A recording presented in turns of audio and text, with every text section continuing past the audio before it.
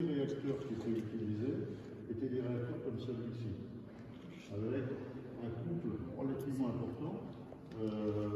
Ce que vous voyez, c'est un petit peu une transposition. Avant, on avait des cylindres avec des pistons, et puis là, autour, on a des chambres de combustion.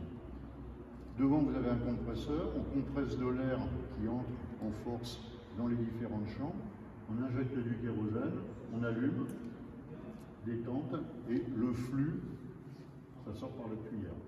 La réaction, ça marche comment? Prenez un ballon de baudruche, vous gonflez et vous tenez le bout fermé.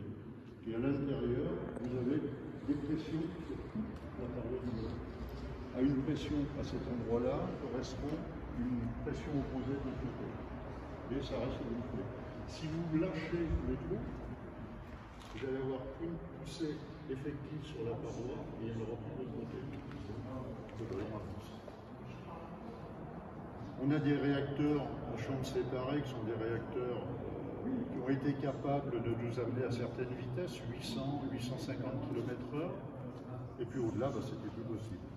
On est encore dans une génération d'avions où le travail du chasseur, c'était de descendre le chasseur ennemi, et il fallait le rattraper, et ça se faisait au canon.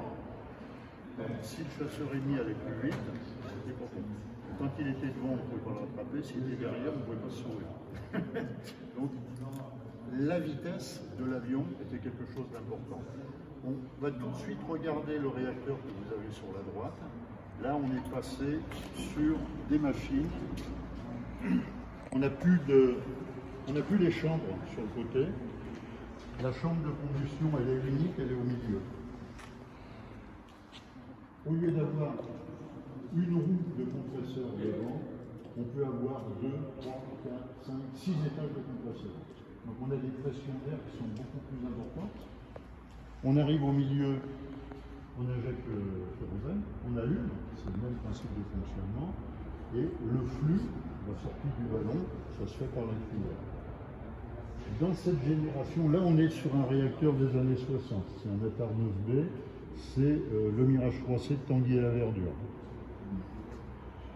Pour donner un relent de poussée, à l'intérieur du flux d'échappement, on réinjecte du kérosène et on allume à nouveau.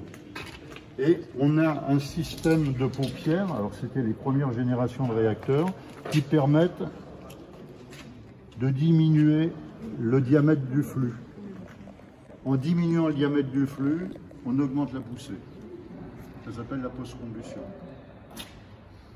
C'est avec ce type de moteur que très rapidement, parce que pour permettre à un avion de pouvoir passer le mur du son sans aucun problème en étant en vol horizontal, il y a deux paramètres.